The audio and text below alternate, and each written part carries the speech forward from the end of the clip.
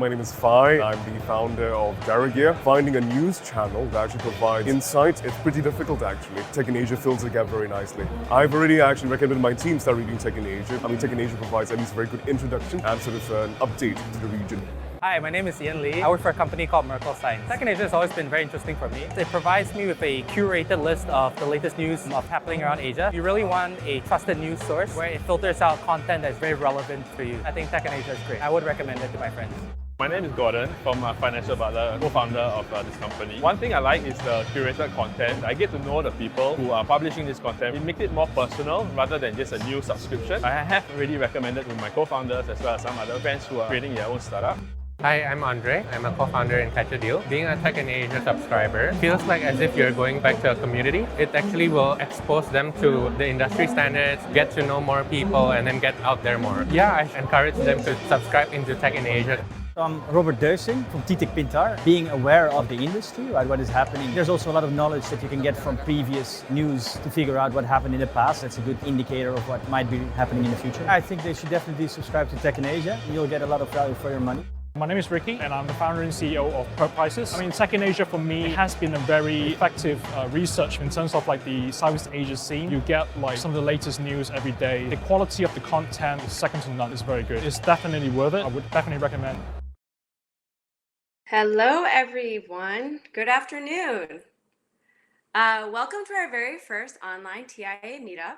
We're so excited that so many of you have signed up for today's session and surprised and honored that we actually sold out twice for this particular event. My name is Maria Lee. I'm the COO for techinasia and today's moderator.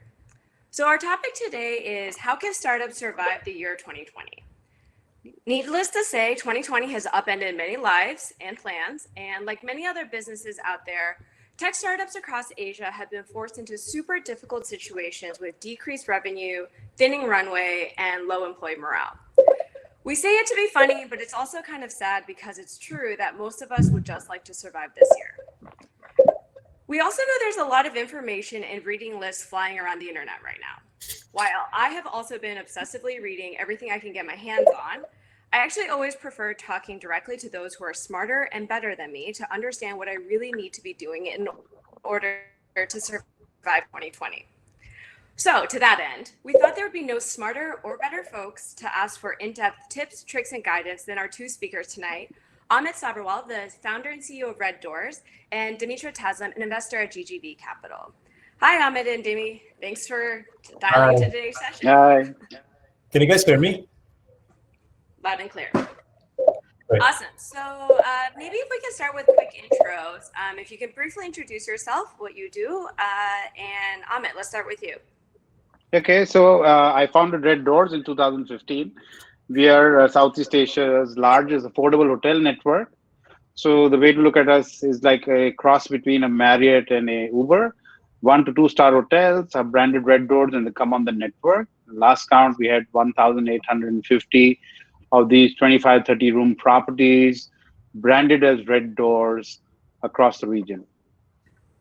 Great. Dimi?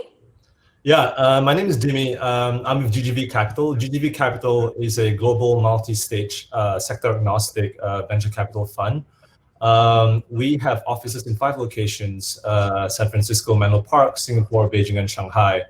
And we are focused on a couple of verticals, frontier technology, consumer and retail, and also social and internet.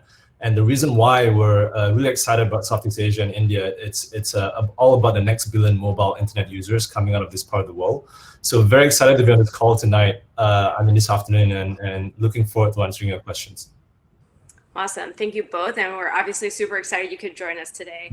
A quick note to everybody at home, there are 2 tabs that you can see. One is the chat tab where you can talk to each other. It looks like the vast majority of you have found it. That's great. The second one is the questions tab. And so that is questions for the speakers. We do have 10 to 15 minutes reserved at the end of today's session, and we'll be trying to get through as many of those as we can. All right, so let's jump in. So COVID-19, it's made its mark very well known on 2020 thus far. I guess on a personal level, when did the situation get really real for you? When were you like, oh wow, this is going to completely change how we do business, our lives, our personal stuff, our travel, everything? Either one. So maybe I could start, right? So I think for us, it happened in two phases. So the countries which we operate in, predominantly the Philippines and Vietnam, got affected first. Indonesia, our largest market, got affected around the 15th of March, right? So it came in two phases and kind of allowed us to react in two different phases. But I think around 15th of March or the weekend of 15th of March, we figured out, man, this is for real.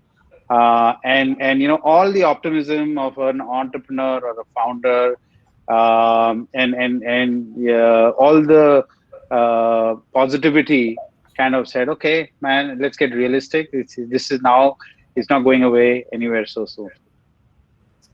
Dimi. Yeah, I mean, we run a pretty global team. We're one single global team looking at deals across the world, especially Latin America, India, Southeast Asia, China, and also the US. And so when it got really serious for me was when looking at my Chinese colleagues started working from home, and kind of seeing the contagion spread across the world, because then things in Singapore started getting serious, and now my Chinese colleagues are actually sort of back at work, and my American colleagues in Menlo Park and in San Francisco are actually working from home.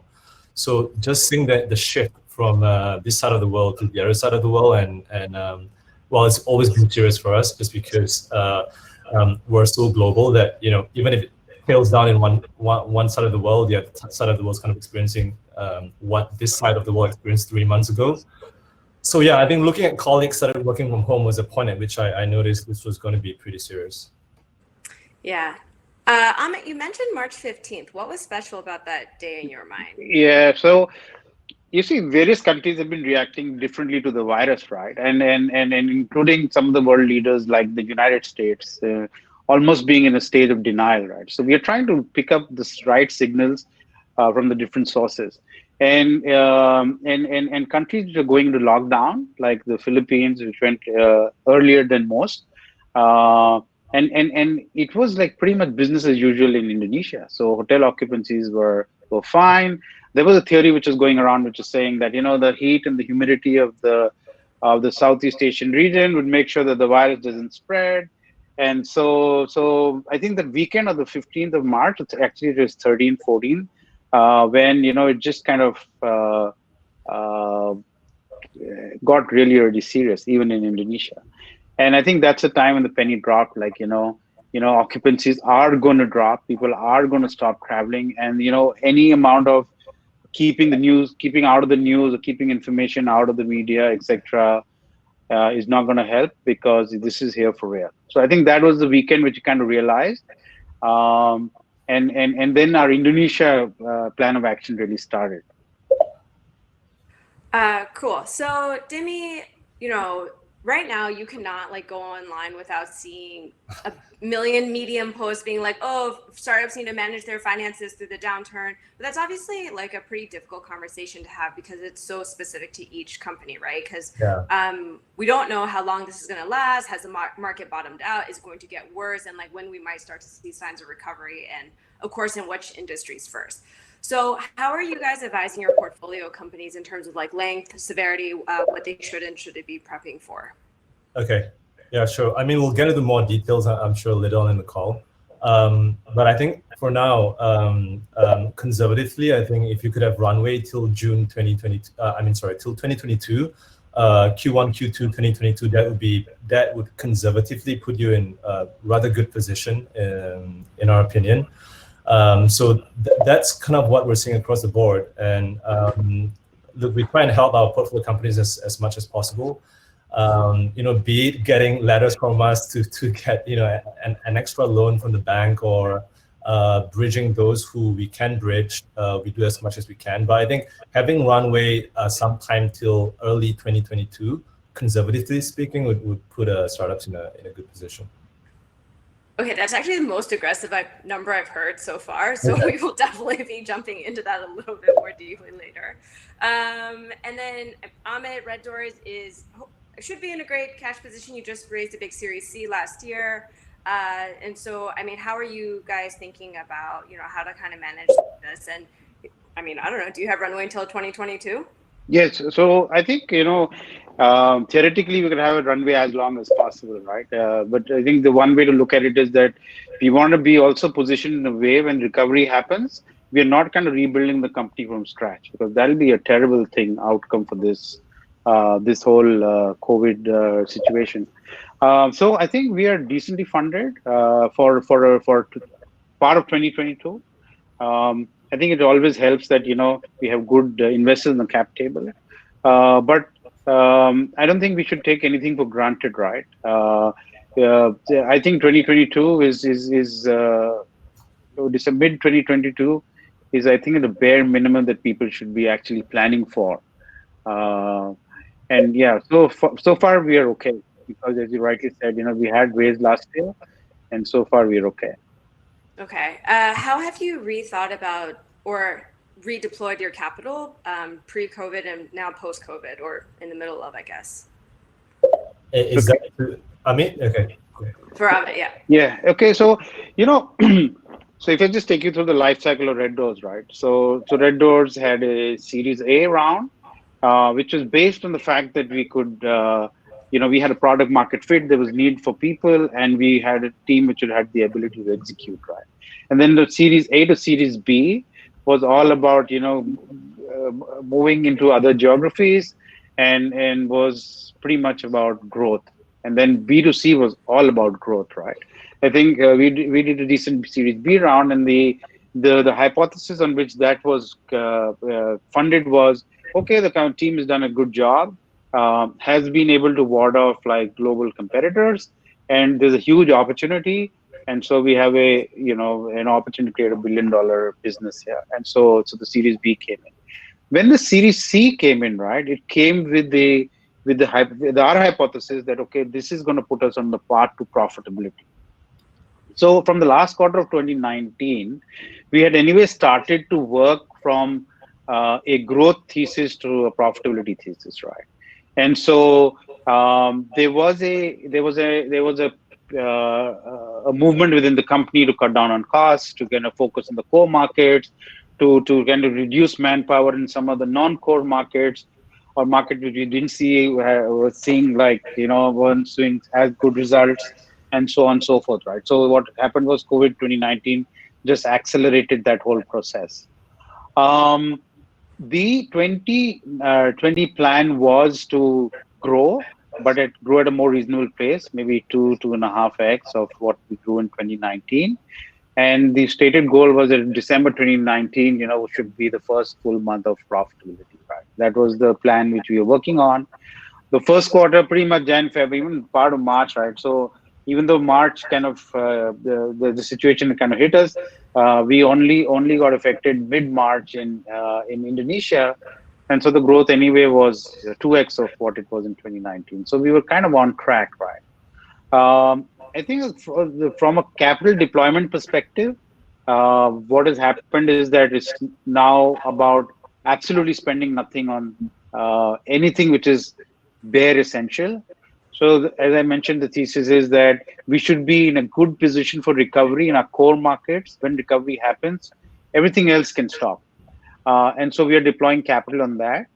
I think the other thing which we are kind of thinking about is that the only thing we can control is our cost, right? I mean, that's pretty much in our control. And so we kind of work on a zero revenue budget that we're not going to have any money coming in from now on till, mid of next year.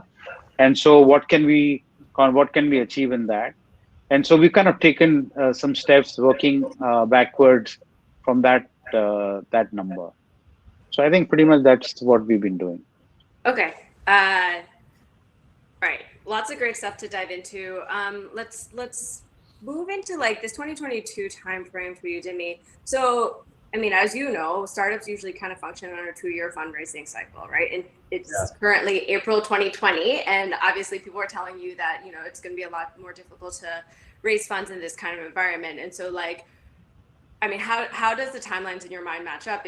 Because clearly VCs are still deploying capital, but in your mind, like, how has VC investment criteria kind of shifted in these times? Yeah. And how can founders go and pitch for that limited capital? Sure. I don't want to speak for other VCs. I can speak generally speaking, but for GGV, like look at this T-shirt, right? May the deal flow never dry. Like GGV is always open for business for the right founders and teams, and solving the right problem. So I think for us, we're always investing, but I would say that the bar on new investments have increased because I think that the next 6 to 12 months is going to be a very difficult period. And so investing in the right thing, in the right teams is very important. But I would say the bar on new deals have probably increased. We're also working very closely with portfolio companies. Like I mentioned, we do whatever it takes to get them through this very tough period. I think it's so hard to reposition what you have been doing the past few years of your life to a new context to raise money from investors. I think it's not easy. I think there are a few ways that you could go about this, right? One is you could go into cockroach mode and just sort of try and fight through this period, look internally for solutions. If you look outward, I would say be flexible. There are things that's not VC that is possible. Besides bank loans, there's venture debt, if you would like to consider that. Or you could also raise from existing investors. If you look for new investors, be prepared to take on a suboptimal deal where the dilution hit will be a bit bigger than usual, I think. So I think expand your idea of what capital really means and the sources from where you can get them. And then also look inwards for solutions. I think we can talk about this later, but so many amazing companies got through SARS in China, which was a very tough period, by looking inwards for solutions. So I think look inwards and look outwards and expand your sources of capital. And when you say higher bar for raising new capital, what does that really mean? So what are the key metrics, and what are the things that that like a founder should be highlighting in their pitch deck, for example, in order to kind of catch the eye of a VC at this point? Yeah, definitely some stuff, things like, this is just an example, by the way. If you look at consumer and retail businesses, especially direct to consumer or things like where there's a lot of, where it's asset heavy, those things would probably look a little bit less interesting now. I think the focus on profitability and more than ever, especially unit economics, is extremely important. Contribution margins have to be positive. At least on the contribution level, right? Not on an EBITDA level. So you need to be not losing money when you make a transaction. I think that will be even more important than before. Your sales and your marketing efficiency, like per dollar of marketing, how quickly do you make that dollar back in terms of revenue? I think those things will be more important than ever before. Okay, so you've both mentioned profitability at this point, and profitability is hard enough for startups to achieve when times are good, I think, let alone right now. And so what are you both viewing, I guess, Dimi, across the different portfolio companies and sectors that you work in, and then Amit, for you, obviously specifically much more in the travel and hospitality space, what are the levers of profitability that you're starting to look at, which previously you were not that important? Yeah, well, from our side, I don't think profitability is now on the horizon, right? Because the revenue, which is a big part of the profitability equation, is pretty much dried up. And so I think it's a question of survival. And I think we get back to the path to profitability when things are starting to get to normal. But I think pre-COVID, right, some of the things on profitability was around not necessarily acquiring new customers, using more branding in driving your customer demand, and trying to make sure that the transaction or the revenue per transaction is sufficiently high to make sure that it covers your costs, definitely marketing, and then beyond, and over a period of time that kind of comes together. And then the EBITDA level profitability for the whole business, as I said, was later in this year or maybe first quarter. That was the previous plan. I think this whole thing is going to get pushed back. Everything is going to depend, at least in our business, is going to get dependent on when people start traveling. What gives me a lot of hope is how quickly things recovered in China post-SARS. And also, like, the Korean domestic market has seen some signs of recovery. So the lower end hotels have seen some signs of recovery, right? So travel is now lifestyle. People like to travel. It's very difficult to put people in their homes, and also businesses do require people to travel, especially domestically, right? So the way we are looking at it is when recovery happens, can we make up for lost time and be the first out of the gate, right? But beyond that, I think to talk about profitability right now is like naive. We'll figure it out when the time is right. Okay. And in the meantime, it sounds like you've prepped a zero revenue budget for the next year. Yeah, at least a year, 15 months for sure, and 18 months at the other end. Yeah.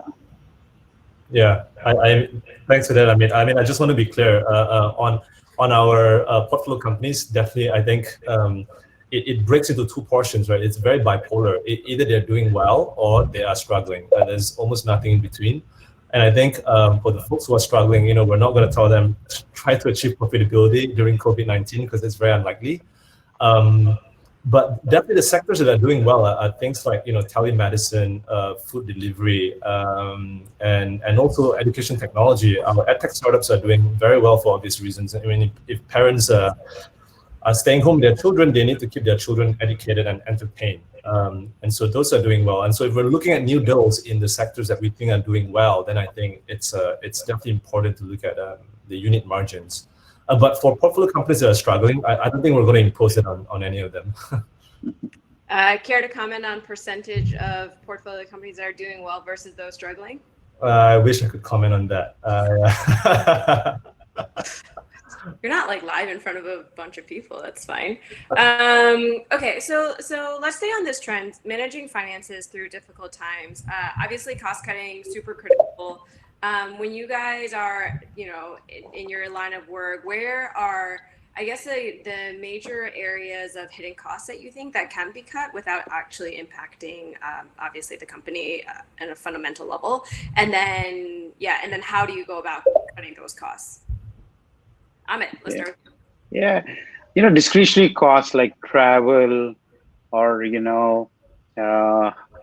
hiring ban and that kind of stuff, right? You do it early in and maybe even cut down on variable marketing is something which we did in the crisis, right? When we figured out there was a crisis brewing. I think it's very difficult to really cut costs without affecting the company, right? I think there's a fundamental reason for that.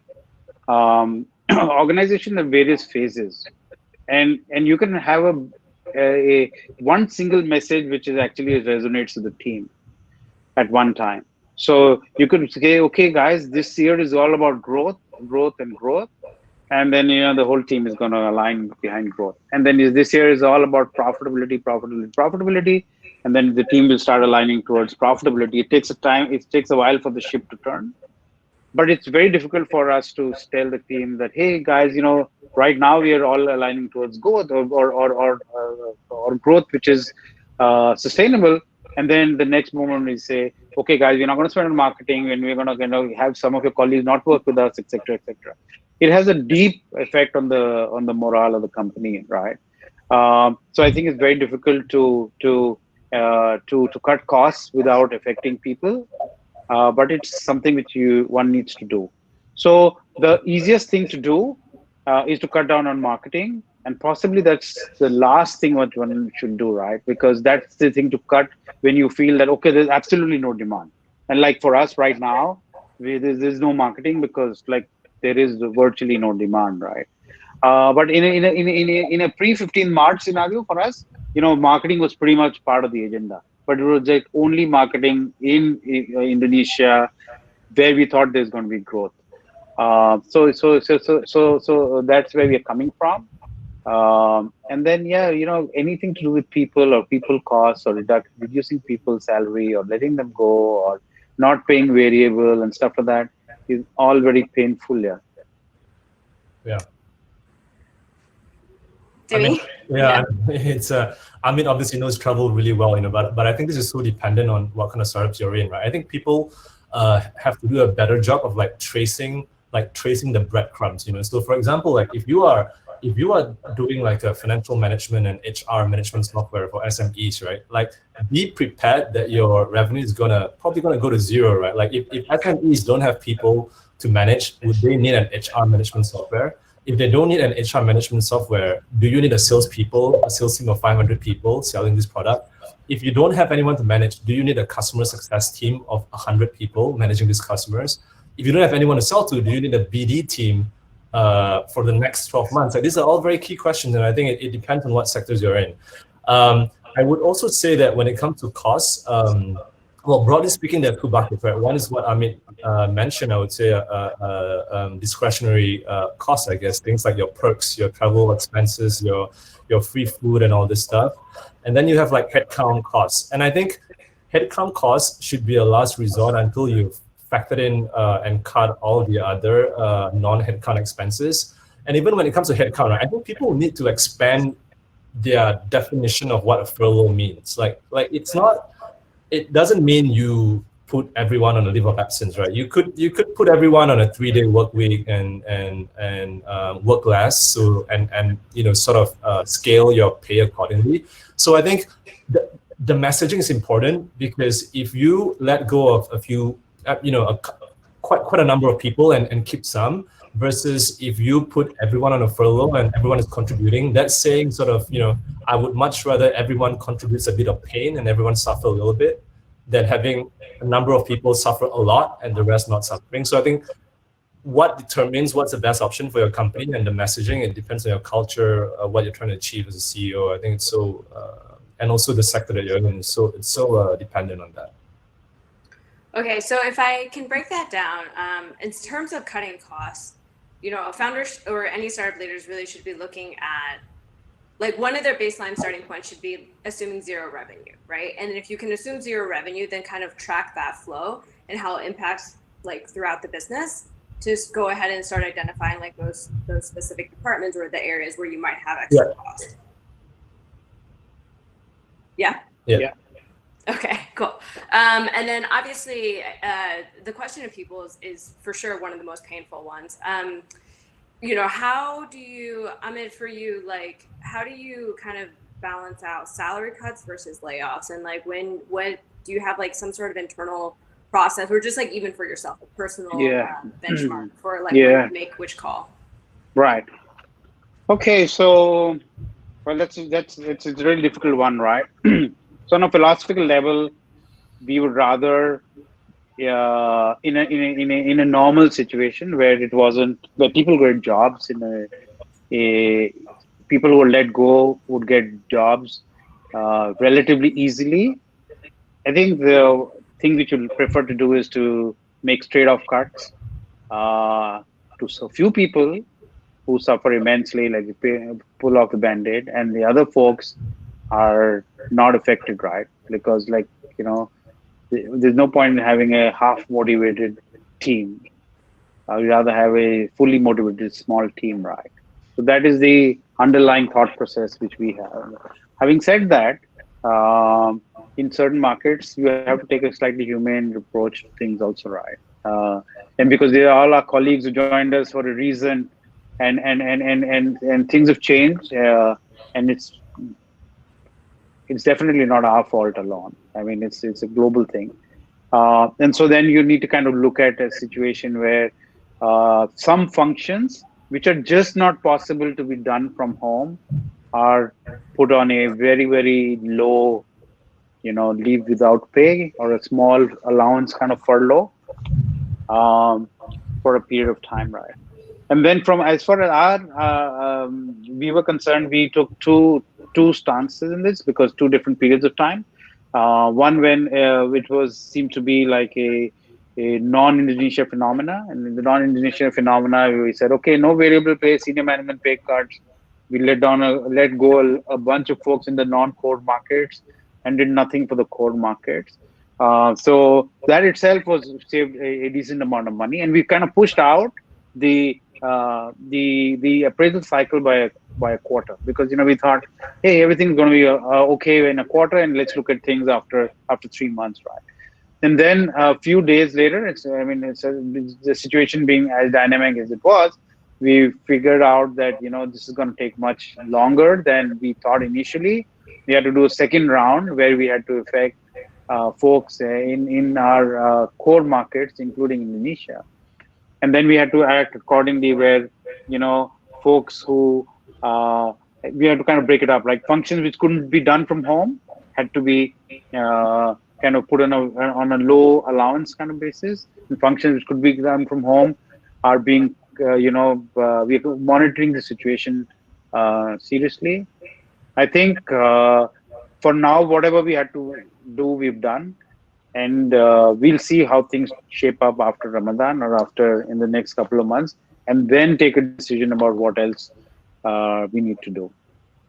Okay. So last question on this topic, but obviously it's an important one. And then, like, how much should founders be cutting by? Is there a magic number? Yeah. There's no magic number. I wish I had a magic number to give you. I think, like I said, you have to trace the breadcrumbs, right? So if you're serving, for example, if you're serving airlines, if you're serving like that sort of industry that's traditionally getting very hit a lot, then you have to assume that, you have to do a re-baselining of expenses and assume that the revenue is going to go down to zero. That's a worst case scenario. And from there, you have to look at who's non-core and who's non-essential, right? It's not up to me to say that, but I would imagine if you lose a few big customers, then the people who are maintaining those accounts, you need to re-look at them. If the salespeople who are traditionally selling to those people, you need to have a look at those people. And I think you go from there, right? And then, is marketing still core in a period like this? Maybe you're not doing as much marketing. And so I think you need to trace the breadcrumbs from the key accounts, assuming those revenues are lost, to the people who are selling and managing those accounts. And then from there, I think you'll be able to get some sort of number to cut. And I think, so that's like a bottom-up approach, right? And then the top-down approach is you say, okay, if Amit and I was discussing, if you need the runway till 2022, so then, okay, so like if I have to cut 30-40% of my expenses every month and I need runway till 2022, does the top-down and the bottom-up approach, does that match? If cutting my expenses by only 30% is only going to get me to the Q2 of 2021, then maybe I have to cut more. So where else can I look to cut? And like I said, headcount is always the last option. There are many other ways you can cut. So take a look at those before you take a look at headcount. And I think you have to be very subjective when you look at employees as well, right? So I think this is, I don't believe that in a time like this, a CEO should be making decisions on by herself or himself. Usually you need a task force, and this task force usually comprises of 4 people, and it's the CEO, the CFO, the head of people, and the legal counsel, right? So these 4 people need to work very closely together in this period.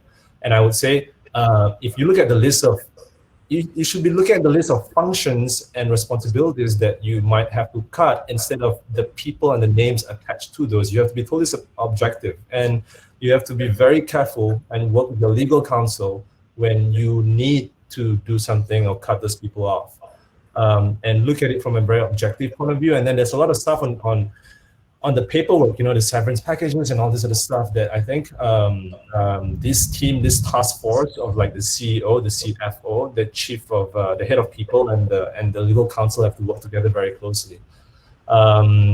So yeah, the key things are the reduction alternatives besides headcount, the selection criteria, the communication plan. I think generally speaking, we see 2 broad approaches. One is like Amin was saying, it's like pull off the band-aid kind of approach, right? Which is like, you don't tell people beforehand, and it's like immediate. Okay, you guys are on furlough, or I have to let you guys go. The second approach that we've seen is 2 or 3 days before, CEOs are telling people that, look, we're rationalizing our expenses. We're looking at these functions that we might have to furlough or cut, and then sort of over communicate up to the day where they have that all hands meeting, where they then say, okay, like people 1, 2, 3 to 30, etc., you're on furlough, right? So there are 2 different approaches. Like I said, there's no right or wrong. Sometimes the Bennett approach might work better, which is more immediate, more sudden. Sometimes over communication might be better, and I think you have to decide what works best for your for your company. And I don't think we've covered this yet as well. I just want to say to all the founders out there and all the operators and employees who are having a difficult time, like our thoughts are with you. And yeah, just hope that we'll be able to somehow shed some perspective on your situation. Cool. So let's switch gears a bit. So there's also a lot of people out there saying, now that obviously revenue is generally taking a hit and businesses kind of slow down and that's out of your control, you should do everything you can in this period to kind of like make upgrades to your tech stack, kind of use this time to do the things that you normally don't have time to do when things are kind of, running at 1,000% or whatever. And so, that's a little bit easier said than done, right? So what does that really mean to you? Where would you advise people to start looking at, like, where they could potentially make strategic investments, or anything like that? Amit? Yeah, I think it's a good idea to look at the tech stack for sure, right? Because again, when you're growing, you have very little time for optimization of the tech stack. I mean, there are a bunch of expenses which you kind of ignore, but they creep up over a period of time, and these technology expenses can be, part of that. For example, SMSs going out for confirmations, for example, tools which are relevant, 3 months ago or 3 years ago, no longer relevant, but you're still paying for them, etc., etc. There's a good time to look at everything, right? And like literally go on a zero base and kind of work on that. I think on the people side, I'd say it's very important for the folks who are with you and are working from home, have a very clear framework for working and given a common goal to work on. And that itself kind of redefines the way businesses have been operating in the past. So that's another new way of doing things. I think overall, given a chance, everybody would say, okay, let's go back to the old way of doing things. I'll rather have an inefficient tech stack and a lot of business than a tech stack which is really efficient. But we make the best of a bad situation. I think it's also very important to kind of mark out the next 200 people you want to hire. So the way to look at it is there are a bunch of companies which are laying off folks, and some of them are really good folks. And if you're optimistic about your business, it's not a bad idea to keep marking those folks which you want on your team. Again, easier said than done, but it's something to keep at the back of your mind. Just training, development, that kind of stuff, yeah. And then a lot of hope for this to be behind us quickly. Yeah. And that is assuming, of course, that these strategic investments don't require additional capital, which is obviously like contrary to what everybody else is trying to do right now. Yeah, but I don't think we should at least we will not look at any investment, right? Except if it's investment in people, training, development, which you can do through internal sources. I don't think we are looking at doing any strategic or other investment. Tech stack optimization actually saves money. So it's actually good for us. Okay, and optimization with your current team size and So as of today, we don't see any reason to cut down on tech and product at all. Okay. So the last people, so I think it's very difficult to rebuild team, right? All the folks who are dishing out advice right now, hey, you should retract, you should cut down, you should just go in your hole, etc., etc. Are the same guys who 3 months later are going to be giving advice like, hey, you should be growing fast because things are getting back to normal. See what's happened in Wuhan. Everything's open, and businesses are back to normal. Why are you behind the curve, right? So I think it's very important to do the right amount of adjustment in the business. Dimi, do you want to comment on what your predictions are for M&A opportunities?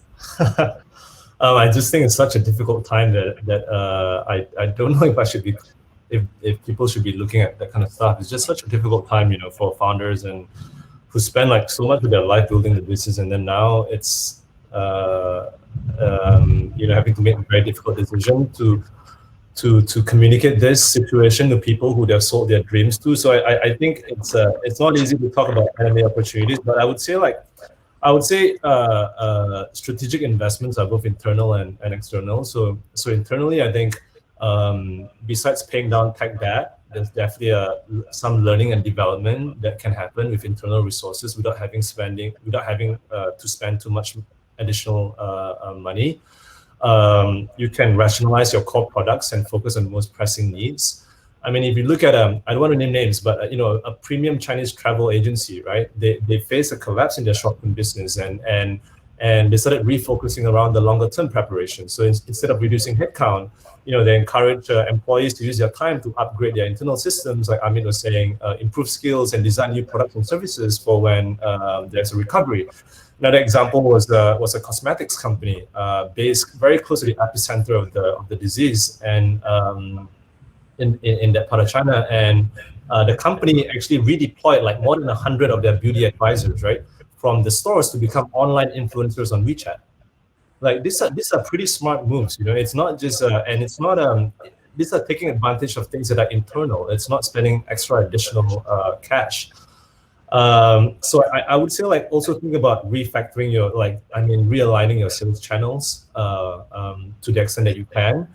And then I think externally there are definitely a few things like Amit was saying, have a shopping list of your top talents that you're ready to look at, and touching on Maria's point as well, have a shopping list of there might be some decently affordable acqui-hires that you could make, very good people, companies who are sort of looking for the acqui-hiring channel as a way to let their staff go with dignity. And I think having a shopping list for this type of situations, both on the talent side and also on the technology and product and company side, is important. And be open to new opportunities. I think look, our partners at GGV invested in Alibaba in 2003 when SARS, during the SARS period, and they launched Taobao during SARS. It's now one of their best products, and not too long after, Ali Cloud came about to take advantage of the increase in cloud computing. So I think it is very difficult. It's a horrible time, and once you've done all the difficult stuff, a few months down the line, you can start thinking about, okay, look, this is hard, and but what else can I see over the horizon, and what can I do to get there? Can I just add to that? I think that's great advice, right? So the thing is that your team is going to be underemployed for 2 months. Whatever work from home, blah blah, we do that. There's going to be it's not going to be business as usual, right? And so maybe it's a good idea to take a punt or two. And some of the examples Dimitra just mentioned are pretty exciting, right? But take a punt or two and say, okay, we will work as an organization. We'll work on this particular initiative. And then rally the whole organization behind that initiative, and some of them could become like huge success stories, right? I think that's really good advice here. So I think also the other thing which if I could look into a crystal ball and say what's going to happen in the future, one thing is for sure, no one knows whether this is going to last 3 months, 6 months, 9 months, 12 months, or beyond. But one thing is for sure that the world is not going to be the same, right? The way we interact with each other, and the way the relationship between the countries, the pecking order, etc., everything's going to change, right? And then therefore today's the fiercest competitors could be tomorrow's mergers, right?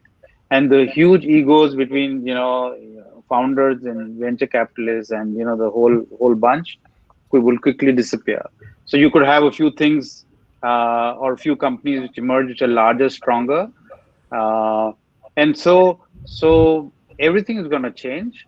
And I think from a founder perspective, I'm sure there are a few folks on the call, right? I think everything should be on the table, right? There's no point in discounting or having any beliefs which were like pre-COVID to take it forward in the coming few months, right? So everything should be on the table. All opportunities, survival is the number one thing. It could be an M&A, it could be a share swap, it could be working with a competitor, it could be whatever is best in that situation. Amit, on working with a competitor, is there any competitor in particular that you're thinking about? I'm thinking about a chain that's been in the news recently and is a little yellowish around the edges. I'm giving I'm giving a generic thing for all founders who are kind of interested. This is my point of view. I think we are not giving anything specific or trying to give an outreach message through you. I mean, you can do that directly. We don't need you for that. But yeah, but I'm just trying to say, right? Like we should, everyone should have an open mind. And I think, you know, we are like much smaller, right? But the bigger guys, you've read about the bigger competitors. I think they would move first. We are like small fry, right? So I think we'll come later. Cool. Well, if you want to give us an update, you know where to find me. Okay. Next topic. So marketing is pretty challenging, I think, in this environment. Obviously, brands want to be pretty cognizant and like aware of what's happening, but at the same time, you know, business, some semblance of business should be trying to go on as usual. So how have you thought about kind of pivoting marketing tone, if there is any? And then, or what would you advise for other companies who, you know, who are trying to use this opportunity to kind of, you know, set up new ventures, set up new concepts, if you will? So from our standpoint, right, marketing tone is more around, well, obviously we can't, so part of the 2020 plan was that we had this big Ramadan campaign planned for Indonesia on TV. And then obviously that's not going to happen, right? And so so the way we are looking at it is that, okay, how can we kind of work or get into marketing initiatives which don't cost us any money? One is that, you know, we I think we had a fairly sub-optimized SEO strategy, which we kind of working on now very, very hard to fix. I think we had a situation where we probably didn't communicate as much with our suppliers and our employees, which we are, you know, doing now with a very regular cadence, right?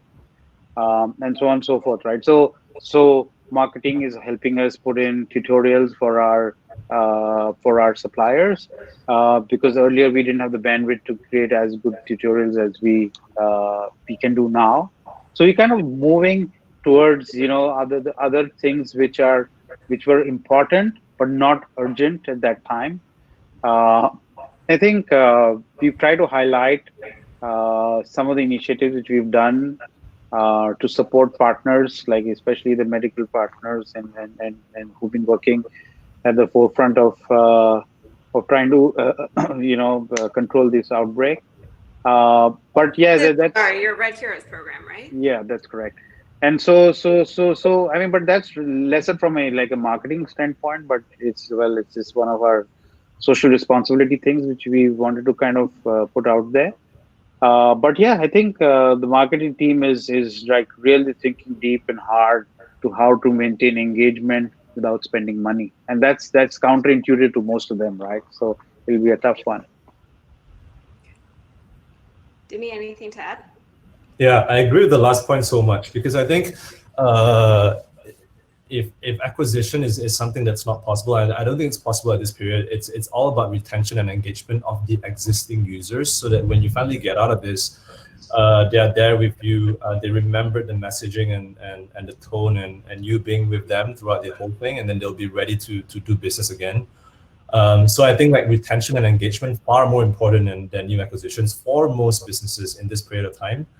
Honestly, marketing, I just find like unless you're in one of the sectors that are doing well, you know, like education technology, like I said, telehealth, and some others, like it's hard to see what opportunities in marketing there are for you right now. It's just not, you're just a founder, you're putting out fires every day, trying to figure out how to tell people the right thing and who to put on furlough and who to let go. I think marketing is just, unless you're in one of those opportunistic sectors or verticals, it's just not the most important thing right now, I think. But marketing is very different from over communicating with your existing customers. You have to over communicate with your existing customers, like what's going to happen like to the business. In the travel space, for example, what services am I going to cut? Which geographic areas am I going to not serve as much in the next 6 months? These are all key messages that you have to let your customers know. So I think over communication to customers is very different from marketing. I think marketing to new users, making new user acquisitions is just not top of mind right now. Okay, so we have 10 minutes left and we need to switch over to Q&A, but just wanted to end on a slightly more optimistic note, hopefully. So I think forward looking, what are your predictions for the world post-COVID? What do you think will change? Any new industries or tech that you think will just kind of accelerate out of this particular crisis? Should I go first? Or? Yeah, please. Please do. Sure. So I'll probably mention three things. The first is that I think the people who weather through this crisis the best might actually be the big tech companies who have incredible network effects, almost zero cost of goods sold, and non-linear cost of acquisition. Their business models are just designed to get through something like this. So I think we might enter a period of time where it's actually it might be tough for small companies and small caps because some of these big companies might actually grow at larger CAGRs and growth rates than the small companies do. So I think if you're a startup, you need to think about not just what opportunities lie ahead, but also how you're gonna take it to some of these big guys and compete, right? Because they just have incredible business models that can weather them through storms like this. So I think watch out for the giants and definitely be opportunistic, but be careful. And then I think the second point is on global supply chains. I think if you look at the past 20, 30 years, right, we operate on a just-in-time inventory model where if you have a couple of days of inventory on your shelf, right, it's frowned upon as a market failure. That's bad. I think this crisis has proven that actually I think global supply chains might have to shrink into regional or local supply chains, and I think that we will move from a just-in-time inventory model to something that's more sustainable. It's okay to have a few weeks of inventory on the shelves, maybe. So I think we will move. I mean, we've been focused so much on efficiency in our supply chain. We're going to move to a model of resiliency and sustainability in trading off profits for predictability. So I think that's one thing. And then the third thing is just, I think if you look at people who grew up in the Great Depression, right, their savings rates are just a lot higher. So I think if you look at millennials or boomers later on post Great Depression, they spend like there's no tomorrow. And I think children growing up in this COVID-19 period will become more thrifty. In addition to caring a lot about global problems like climate change and etc., they'll be a lot more thrifty and be careful with their money and be financially savvy. Those are the few things I think that will change. Yeah. Well, great. Very well put, Yasmiti. So I think from our standpoint, right, I think optimistically, it's a good time to be a startup. In simply because different startups are going through different phases right now. Some have more capital, some have less capital, but there's always there is access to capital, and there is an ecosystem around which is geared for bearing loss-making companies and taking them along for a period of time till they turn into a profit, right? That whole ecosystem is there. And yes, you could try to get venture debt or you could try to get whatever, but there is capital available. The decent companies will survive and the better companies will become even better, right? I think if you put yourself in the shoes of a SME, like a small and medium enterprise person who's not based in Singapore, the government in Singapore has done a fantastic job, right, in subsidizing salaries and this and that, but many of the other countries have not, right? And so if you look at in their situation, it's very, very clear that they have very little access to capital. They have working capital for maybe a month or two, and then beyond that, the banks, even the banks in Singapore, they are, even with the government, the backing 90% of the risk, are very reluctant to give out loans, right? Unless you kind of cookie cutter business model, right? And so if you look at a situation which is post-COVID, some of these startups will then become much bigger companies of the future. And as you rightly said, some of the companies that already got proven business models sitting on piles of cash will become even bigger I think the SMEs are going to have a really tough time recovering. Yeah. And if you were like opportunistic about it, and as a startup founder, you might think that, okay, this might be the end of small business. So is there an opportunity there? I mean, and one can think about it, right? But that's the way I see things could develop in a post-COVID world as far as the startup ecosystem is concerned. Awesome. Great. All right. Thank you so much to the both of you. It's been super enlightening and helpful for me. So I think on the good news, we've actually answered a lot of the top questions. I think one question that came up from Kazuma Tamura is, actually this applies to both. So GGV obviously has an office in many different countries. Do you guys support, are you preaching anything different or any country specific guidance for the different startups in different countries? And Amit, I think that actually applies well for you as well. So, are you guys approaching your businesses in different countries differently? Yeah, I mean, it's obviously a crystal ball question, but I think if you read the news now, the news channels are predicting that China is expecting a recovery and uptick, right? But there might be a second wave, there might be a third wave, who knows? There might not even be one. So I think it's hard. I think we're probably asking our portfolio companies to be cautious, while at the same time looking out for opportunities. But I think being cautious is probably the baseline, not expecting too fast of a recovery. In Southeast Asia, I think it's a bit more. I feel like it's unknown, And again, I'm not a politician, but as we all know, there is a festive season coming up in this part of the world. It is a time where people go from tier 1 to tier 2 and tier 3 cities back to see their family. You bring diseases to tier 2 and tier 3, but the healthcare capacity is lower. There are community gatherings during this sort of festive seasons, and I think I can think of so many ways that it could go pretty badly.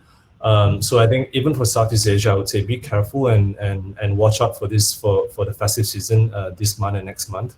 And then in the US, I think it's still all up in the air, right? I mean, we've got a couple of very good stimulus packages. I would say that actually the CARE Act for the small business is actually pretty well thought through in the US. So hopefully that gets the economy up and running again. But I would say, never discount. I think the surprise factor here are the asymptotic cases that could lead to a second and a third wave. So just never discount that possibility. Yeah. Anything promising coming out of China and your portfolio companies in China that maybe, I don't know, might bring good news for the other regions? I mean, like I said, the stuff like education technology is doing really well. Some of our social sort of video sharing stuff is doing really well. Yeah. But beyond that, everyone is just like human, right? It's just like most people on this call, they just like figure out how to make things work. So I think it's too early to tell, Maria. Yeah. Okay. Amit? Yeah. The different countries are behaving differently. Yeah. And so, in Vietnam, we have the Lunar New Year, and then we're getting into the Ramadan season in Indonesia, right? And, each country has, and in Singapore, if you look at it, like, when the movement control order came in Malaysia, there was a huge surge in hotel bookings. And then, when in some of the hotels, when people from the United States are coming back, or UK, Singaporeans were put in hotels, and that was some demand which was happening. So it's very dynamic. Things are changing like every day, every week. So I think we'll have to keep a eye out for how recovery is going to happen, and then adapt the recovery according to the country which you are operating in. As you're all aware that all our countries in Southeast Asia are different, and they behave differently, so they require a different approach. So yeah, I think we'll have to keep it completely customized for each country. Yep. Awesome. With that, I think it's a wrap for today. Thank you so much to the both of you. Before we head off, I just want to give a quick shout out. If you enjoyed today's session, we are also working on our first ever online conference. So it'll be completely virtual. We have 4 days worth of awesome content with 2 different tracks, one dedicated to Indonesia and one for Pan Asia. And so, yeah, definitely come in to check it out on our TIA website. And then, of course, do always subscribe to help support us and cover the startup and news industry here in Asia. All right. Thanks, everyone. Thank you. Thank you. Enjoy the rest of your day. Thank you to the healthcare workers. That's like a very important message that I forgot. But thank you to all the healthcare workers out there. Absolutely. You are the real heroes. And everybody stay safe and healthy. Yep. Thank you. Thanks for having us. Bye. Bye-bye.